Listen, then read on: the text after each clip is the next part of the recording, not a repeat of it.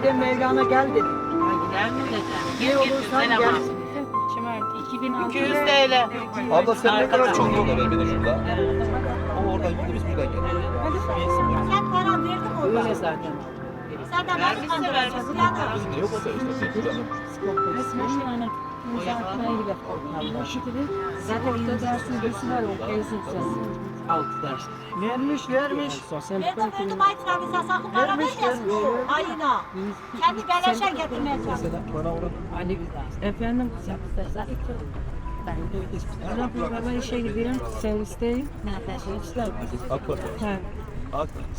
çok öyle işler. AK. Ha, sen götürdün Zeynep'i yok. Onu biraz geçtin herhalde. Tamam ararım. Yoksa isimlerini Tamam hadi görüşürüz. Hadi. Şey, Hatay'da gitmeyenin kız.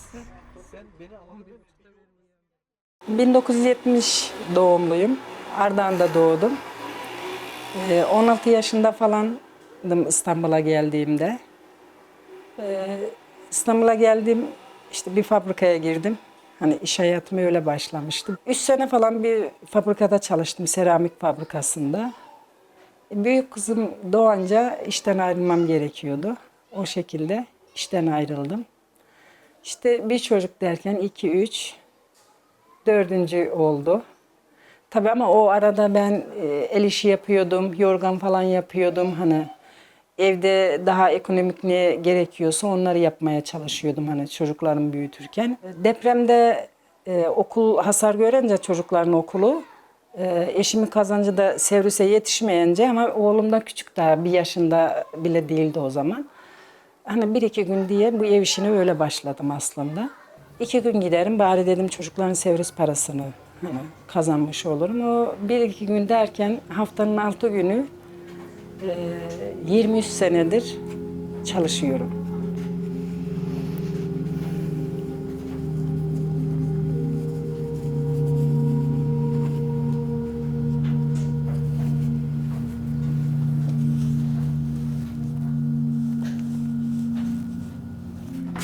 Bence Bengü süpürge kullanmış herhalde.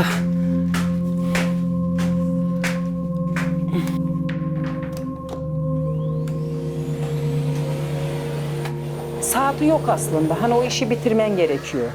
Sen o işi bitirmeden yani bütün işi yapıyorsun, bir yer kalıyor, onu bırakamıyorsun yani bitirmen gerekiyor. Ama sen 2 saat fazla çalıştın, hadi mesaidir senin hakkın geçsin verelim diyen de yok yani. Hani belirli, mesela ben ondan çok rahatsız olurum. Yani ben oturmuyorum. 9'da işbaşı yaptıysam 5'te çıkayım. Hani mesai saati bir ya, mesela ilk görüşmede onu diyorsun. Ama hani sonra ilk önce öyle 5'te çıkıyorsun. Sonra bir bakıyorsun ki 5.30, 6, 7 olmuş. Bugün şu işi yapma, şunu yapalım diyor. Tabii o iş zamanı daha çok alıyor. Ya da işte bir salatayı yapar mısın? Farkında olmadan bakıyorsun ki o yemeği yapan da sen oluyorsun belirli bir zaman sonra. Salatayı yapan da sen oluyorsun. Hani yardımlaşmadan çıkmış oluyor aslında. O da bir parçası olmuş oluyor yaptığın işin. Çünkü tanımı olmadığı için yani. Benim oğlum iyi işte. Şimdi geçici olarak otogarda işe başladı tanıdığın yanında. İşte başvurduğu yerlerden haber bekliyor. İnşallah olacak. Yani açıkçası konuşursak bu mücadele hiçbir çocuğum hiç istediğim bir yerde değil açıkçası. Yani kendi hayatları için, benim için değil zaten. Çok isterdim yani. Evet, evlenen, çeli çocuğu olan, ailesini kuran, mutlu olan var tabii ki şükür yani. Ama şöyle, ben hani ayakları üzerinde dursun, kendi işlerini yapsınlar. Tabii ki anne olsunlar yine. Var işte evlenince baba istiyorsa olsun. Ama hani kendilerini, hayat mücadelesi kendi ellerinde olsun aslında. Hani hiç istemezdim. Yani.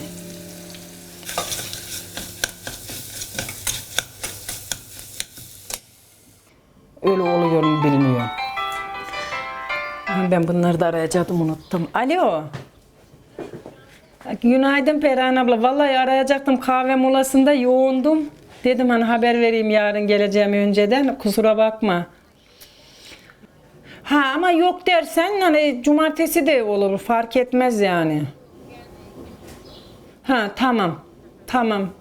Hiç bilmiyorum ki biz onu daha konuşmadık doktorla. Hani çünkü şöyle hani kaç gün kalacağın ameliyattan sonra ama şimdiki ameliyatları ertesi gün yolluyorlar bir aksilik olmazsa büyük bir ihtimal olacağını da düşünmüyorum inşallah.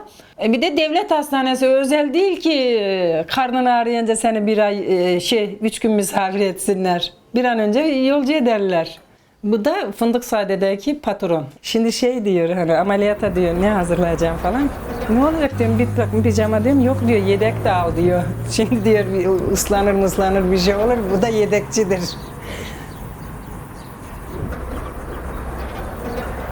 Verecek ya. Dur özür dilerim. Abi Ümit abla ben varım diye yazmış sizde geçti. Dur. Var mı yok mu yazmış? Yokum hep yazdı bence.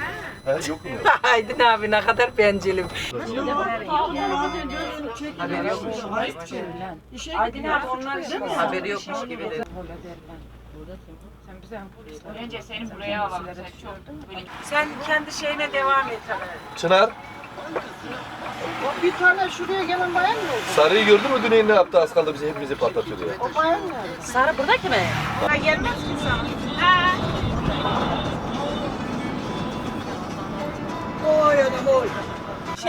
Getirdiğin zaman bu sefer yapmayacağız abi. Yumurta da var. Ses olmasa Bak bu çok sefer eğleneceğimize eminim. Öyle bir şey. Sen varsan eğleniriz. Benim öyle bir Bu sorunum pazar var bizim zaten. pikniğimiz var. Derneğimizin pikniği. Biz çuvalma yarışı yapıyoruz. Ben çuvala ne girerim ne de boş durabilirim ne de yürüyebilirim.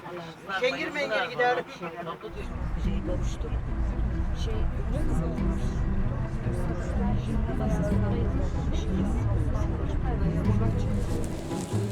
Hızlı mı yürüyorum? Ben şimdi o yeni belediyenin orada aşağıda işe gidiyorum. Yürüyerek gidiyorum. Aslında minibüs gidiyor ama yürüyerek gidiyorum yakın diye. Onun için bugün geç çıktım biraz. Mesafe yakın diye. Sabah sporu. Az yoruluyorum ya biraz sabah sporu yapayım dedim. Yürüyerek gidip geliyorum. Hani böyle çok soğuk olursa. Çok önceden başladığımda Yeşilköy'e falan gidiyordum. Şişli'ye falan da gidiyordum. 18 senedir falan da Fındıkzade'ye hala gidiyorum. Florya'ya gidiyorum haftada 2 gün. Asmalıbahçe'ye gidiyorum. Beylikdüzü'ne gidiyorum. Öyle. Zaten 6 gün dolmuş oluyor. Birine 2 gün, 2 gün birine, 1 gün oraya. Toplu taşıma kullanıyorum. Yani Fındıkzade'ye giderken bazen 3 araba da yapıyorum hani çok trafik olmasın diye. İşte minibüs, avcılar, metrobüs, tekrar tramvay yapıyorum. Geç çıkarsam da akşam 146 ile tek araçla geliyorum. Beylikdüzü'nün de yine hani minibüs, Bahçeşehir'ine toplu taşıma. Yani değişiyor yani, hangisi denk gelirse yani. Biraz da şöyle hani ekonomiyi de düşündüğüm için hani 3 araba yapmayayım hadi bir arabayla gideyim diye bazen de 1-2 saatimden fedakarlık yapıyorum yani.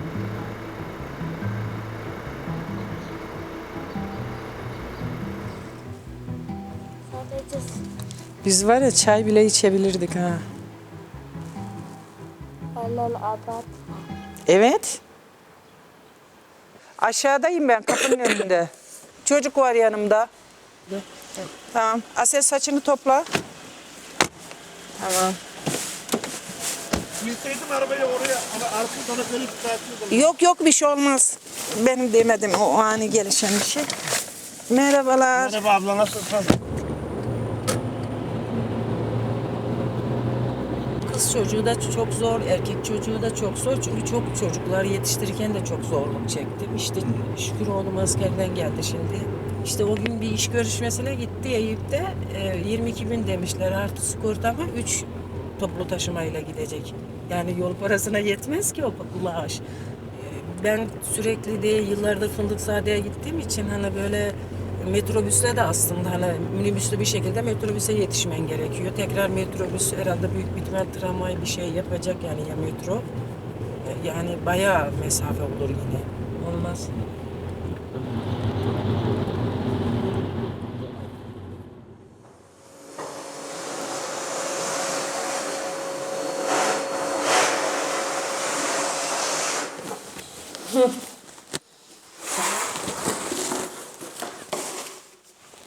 Annemin yolda Yorgan mı? Yorgan getirdim sana. Allah'tan getirmişim. Bak. Dur. Şimdi çalıştık mı ısınırız. Hareketleniriz. Toz nerede? Toz mu? Ah. Bak dünkü bol koymuştu. Dün aldığımız çatalda koymuşlardı değil mi? Sen yana düştün o. Aferin, dürüst ol kızım. Ben artık bundan çalışayım. Bunu çıkarayım. Dur.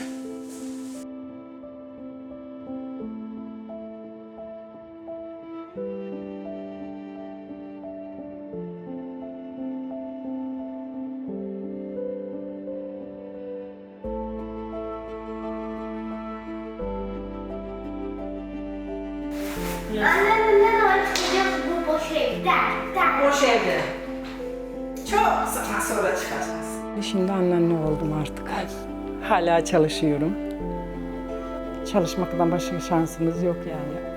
Tabii Allah sağlık verdiği sürece ama tabii ki bu 23 yıl içinde hani sağlık sorunlarım da oldu. Ki hala var, devam ediyor. İşte bel fıtığından ameliyat oldum. Şimdi tiroidden ameliyat olacağım. Ses tellerimden oldum ameliyat. Yani öyle. Hani bu işin bana bıraktığı hediyeleri onlar.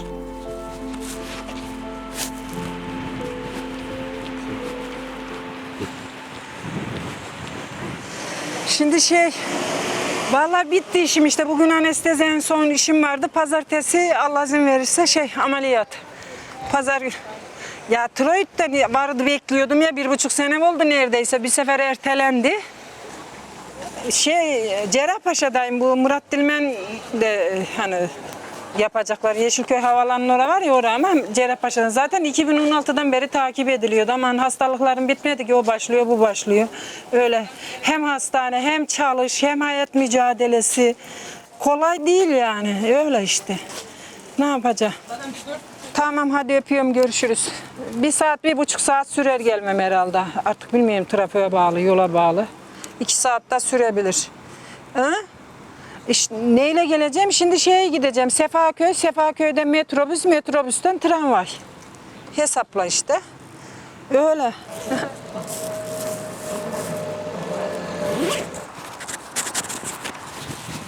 Evet ben çalıştım. Hani çocuklarımın hiçbir şeye ihtiyacını koymamaya çalıştım. Ama hani benim kazandığımda onların da hani belki üzüldüyseler üzüntülerinin hakkı vardı. Ağladıysa gözyaşlarının yani. Çünkü herkesin annesi evde geliyor, çocuklarını karşılıyor. Sen iştesin. Kolay bir şey değil. Hani tamam eşim çalışıyordu ama hani İstanbul gibi yerde bir kişinin çalışmasa 4 çocuk bakıp iyi bir şekilde okutup yetiştirmek kolay değil. O gittiğim yerlerde de Barış'tan tabii büyük olan çocuklar var. Hani onlara yaptığımı ben kendi çocuklarıma yapıyormuşum gibi hani öyle hissediyordum ya da öyle düşünmek istiyordum bilmiyorum yani. Onlar okuldan geliyor işte hazırlıyorsun veriyorsun ama sen çocukların geliyor ne yedi ne içti. Üzülüyorsun annesin yani ama yaparken de hani mutlu oluyordum. Şöyle mutlu oluyordum seviyordum onları hani kendi çocuğummuş gibi öyle diyeyim. Yani o beni rahatlatıyordu yani kendiminkine yapamıyorum bari hani bunlara yapıyorum. O şekilde doğru mu yanlış mı onu da bilmiyorum ama gerçekten bir çalışan kadın hem işini yani hayatın boyunca 2 iş yapmış oluyorsun. Şöyle düşün, biz gidiyoruz bir evin işini yapıyoruz. Ama biz bir de gelip evimizin işini yapıyoruz. 2 iş yapmış oluyoruz. Ama hani eşin çalışıyor, işe gidiyor, geliyor başka bir sorumluluğu yok, oturuyor. Ama sen eve gideceksin, ne pişireceğim, ne yapacağım, çocuklarımın kıyafeti, giysisi, ütüsü, okulu. Yani bunların hepsini sen düşünmen gerekiyor.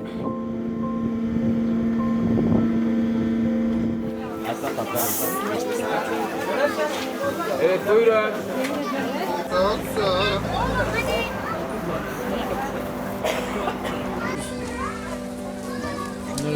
Erkek olan. Buna göre değil, daha küçük istiyorum. Şunlardan takım var. Hani bak mesela bu çok güzel ama bu bak var bu büyük erkek çocuğuna. Rengi çok güzel. Ha yok bu sentetik. Bu 250 lira. Buna olmaz. İstersen ufakları da var. Al. 3 tane 100 lira. Senin de var. 5 gram. Bunlar 150 lira. Üç tane tamamlıyım işte Ama burada. bu sentetik dediğim güzel ama bunlar bayanlar pantolon giyiyor. Bu senin moda kumaşı bu. Güzel de oğlan şeye Çok çocuk yakmaz öyle, cildiye aşırı hassas ya. yakmaz abla o kadar yakmaz abla.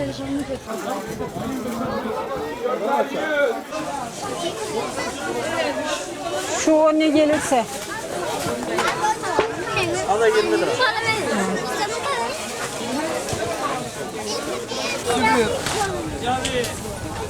O sıra yok. Çek çek çek.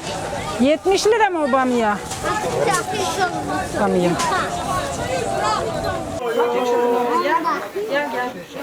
Elimi tut gidiyor. Bir daha poşetin de olması lazım.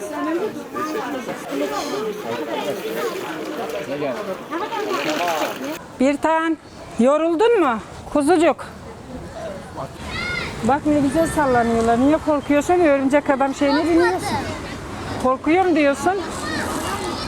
Evet. Mağazasına bakabilir miyim hacı? Nereye? Hacı. Tırman düşmezsen. Ama düşersen. Benim hacılar. Tabii acır yiyelim.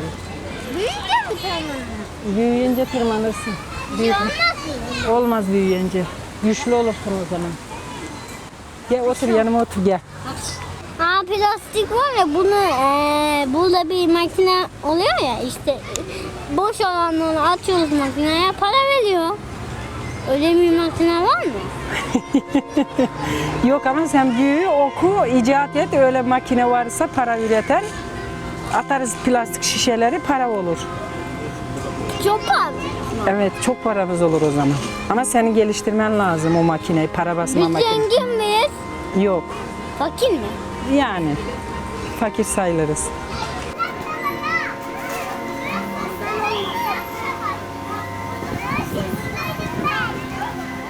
Sen bizim zili biliyor musun? Ne yazıyor? Hayır, hayır. Ali Baba yazıyor. Yok. Bir daha çık yukarı. 1, 1, 2, 3. 4, 5'e basacağım. 5'e. Önceden Bahçeşehir'e kadar geliyorduk. Sitelere gitmek için kendi imkanlarımızla Bahçeşehir'in belediyesinin oraya. Büyük bir Migros var. Orada servisler duruyordu. Her sitenin kendine ait site servisi vardı. Bu arada hani ev işçilerini ve kendi bağında, bahçesinde çalışan işçileri de kullanıyordu o servisi. Hani ortak kullanılan bir servisti. İşveren karşılıyordu. Yani site sakinleri onlara karşılıyordu servisin giderini. O daha avantajlıydı. Bir de şöyle hani sabah akşam değil de onların belirli saatlerde vardı servisi. Diyelim ki işin var, bir saat işe geç gittin. O saati denk getirip servise gitme şansın oluyordu yani onun. Belirli saatleri otobüs gibi. O sitelere ait olduğu için başka bir iş yapmıyor. Sitenin servisi hani işte yarım saat ya da bir saatte bir Migros'un oraya gidiyor geliyor. Yani her sitenin ayrıydı o şekilde. Sonra kaldırdılar pandemiden sonra. Çok zor oldu. Yani ben birkaç kere taksiyle geldim gittim. Yani işte yakınların şeyle veya da şey diyorduk kadınlar mesela 3-5 kadın taksi tutuyorduk Bahçeşehir'inden. Hani ortaklaşa veriyorduk paramızı. O şekilde gelmeye çalışıyorduk. Biraz dağıldığı için Bahçeşehir yeni yapılan yerleşim yerlerinde yani o tarafa biraz ulaşım zor oluyordu. İşte ev işçileri kendi aralarında servis ayarladılar. O şekilde hani gitmeye çalışıyoruz. Ev işine gidenin hani tanıdığı var, servisçilik yapıyor işte fabrikaya, okullara falan. Boş zamanı olduğu zaman da diyor ki servis ayarlayayım. Hani kaç kişi bir grup oluşturuluyor. Herkes birbirinin telefonuna 10 kişi 5 kişi. Sonra çoğalıyor doluyor yani o şekilde ayarlanıyor. Yani şimdi grupta ben de varım hani. Daha rahat tabii ki toplu taşımadan şöyle rahat. Tek araba gidip geliyorsun. Hani gittiğin yerin sokağa, ara sokaklara bile giriyor hani işçileri alabilmek için. Bir de mesela diyelim ki 5 dakika geç kaldın. Seni bekliyor, telefon ediyor. Hani işten çıkamadın. Bazısı mesela 5 olmadan çıkamam diyor. Çok iyi oluyor. Herkes muhabbet, sohbet. Hani herkes aşağı yukarı birbirini hatta çok samimi olanlar gün bile yapıyorlar. Hani birbirlerine gitmeseler de yani herkes aşağı yukarı birbirini koruyor. Mesela gelmeyen oldu mu? Hani diyelim ki 2 dakika geç kaldı. Hemen arıyor. Bak bekliyoruz. Ya da arıyor ki servis 2 dakika bekletin. Yani aslında iyi bir şey. Yani şöyle mesela hani sen kaça gidiyorsun, hani kaç para zam yaptın mesela, hani en azından bir bilgi sahibi olmuş oluyoruz. O bilgi alışverişi de oluyor. Çok güzel yani. Yasal değilse bayağı sıkıntıları da var. Servisin herkes cesaret edemiyor, korkuyor da. Yasal olsa başka iş yapıyor. Bir özel bize göre sabah akşam olsa ekonomisini nasıl karşılayacak? Servisçi de haklı. Biz onu karşılayamayız. Biz belirli bir ücret ödeyip geliyoruz normal otobüs gibi sabah akşam. Hani şu anki kullandığımız servis özel olarak bize ait. Sadece sabah saatleri, akşam saatleri, giriş çıkışlarda. Şeyde yok. Gündüz o gidiyor başka işini yapıyor. Uzak yakın olsa yani. Öyle Tuğçe'ye rahat gidiyorum. Tuğçeler tramvayla daha şehitlikte iniyorum. 40 dakika sürüyor tramvay yürüme. Neredesiniz? He? Neredesiniz? Kaç dakikaya burada olursunuz? Kısırı hazırlayacağız ya. Hepsi hazır, hepsi hazır. Herkes burada. Tamam hadi. Hadi bay. Gelir panik olma kızım. 15 dakikaya buradayım. İyi geldiler vallahi.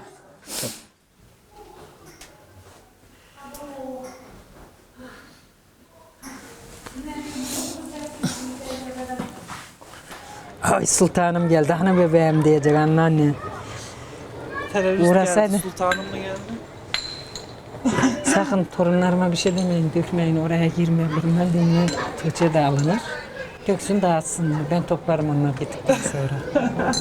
Yani yapacak bir şey yok, torun yapıyor. Saçı düzgün topla. Ayağını bir çıkar. Anneannesinin prensesi. Yaradan geç. Bak orada poşet var. Ya seni koymaz, geç. Hoş geldin hanımefendi. Tahsinle mi geldin arabanla? Wow. Aha, bebeğiniz varmış ya aynı. Bu muydu senin istediğin 160 liralık bebek? Merhaba. Bebeğim mi? Geçiyorsan geç geçme. Tamam. O sıcak da fırına koy, soğumasın, azıcık ılık tutalım. Çantanda yara bandı var mı? Var. Ne yaptın? Elimi kestim. Ne kesti? Bir soğanla orada ikimiz de elimizi kestik. Anne bana sumamı ver. Dur ben dökeyim.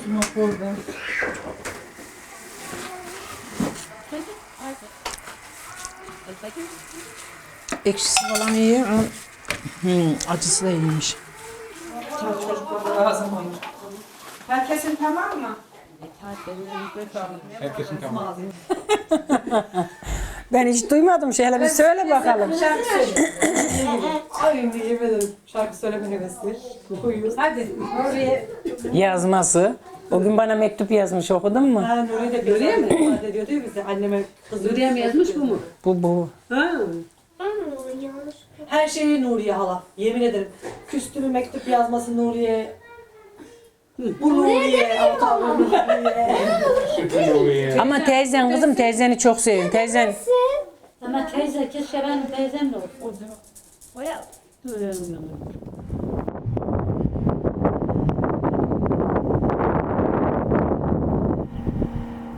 Ataköy'e hani bir zengin bir kadın, gittim. Merhaba günaydın, işte kahvaltıyı verdi, yaptık. Başladım işe, iş yapıyorum ama o işte mutfağı böyle salondan geçiliyor, Amerikan mutfak gibi ama yine kapalı büyük salon. Orada işte sigarasını kahvesini içiyor. Ya Allah'ın kulu, bir susadın mı, bir bardak su ver. Hani ilk gitmişsin. Normalde şimdi olsa hani su var mı içecek derim ama o zaman da benim de tam ilk başladığım dönemler falan. Ben de şeydir yani, canımı çıkarırım o gün, bitiririm, gönderen insanın yüzünü kara çıkarmam ama bir daha gitmem. Çay içiyor kokusu geliyor, kahve içiyor kokusu geliyor. 4 oldu. Bir pasta tabağına hiç unutmuyorum ama bak hemen gözümün önünde. Havuç rendelemiş ayrı, bir de kuru soğan rendelemiş, bir de makarna vardı sade. Yemek hazırladım dedi. Ben de çok susadım ama ben yemek bırakacak tokum. Yani bir an önce işimi bitirip çıkmak istiyorum. Ondan sonra Çağırdı ya yemeğe, gittim. Su var mı içtim, dedim bir bardak çay varsa içerim dedi. Dedi ki çay suyu bitti dedi vallahi. Kola var dedi. Kola da orada duruyor, demin açtım ya, asidi gitmiş. Ben zaten kola içmem hayatta, susuz kalsam içmem. Hiç iştahım yok, yemeyeceğim. Çünkü hani tamamen küçümsedi. Ne içtiği çaydan verdi, ne içtiği kahveden verdi. İşte o bir soğan rendelemiş, ben anlamadım işte, neyse yok dedi. Yemedim ama. Ama yani şimdi mesela gittiğim patronlarla ilişkilerim hani o döneme göre tabii bir kısmı zaten aynı. Bir kısmı yeni olanlarda daha sosyal ilişkilerim daha bir şey düzeyde, yani hani bir arkadaş düzeyi gibi tabii. Ben ama şunu hep sınır koymuşumdur. Yani masaya otururum, ben onlara da derim. Kahve içiyorsak tamam, iki arkadaş, iki dost gibi, ama işimin başına geçende ben içeceğim. Yani onu suistimal etmem. Ama hani patron ediyor işte.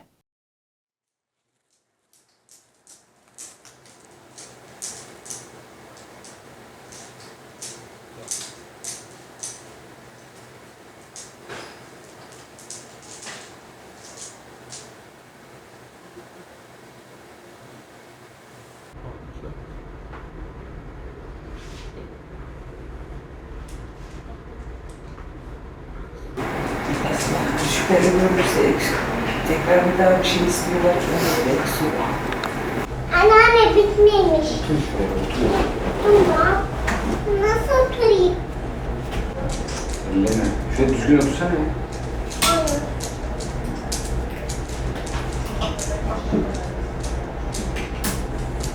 Sağ ol. Sağ ol. Ne dediler lan? Yok. Sağ bayağı Şeye mi vermişler patolojiye?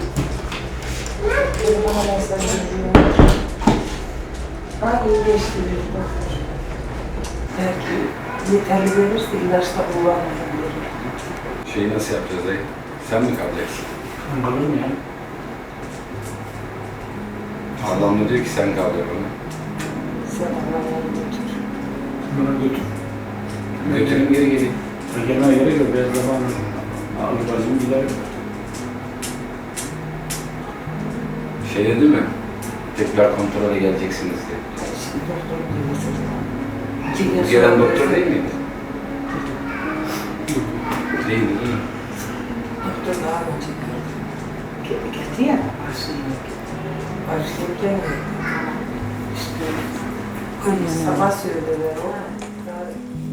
Yani ameliyattan sonra evet tamam emekli de olabilirim diye düşünüyordum.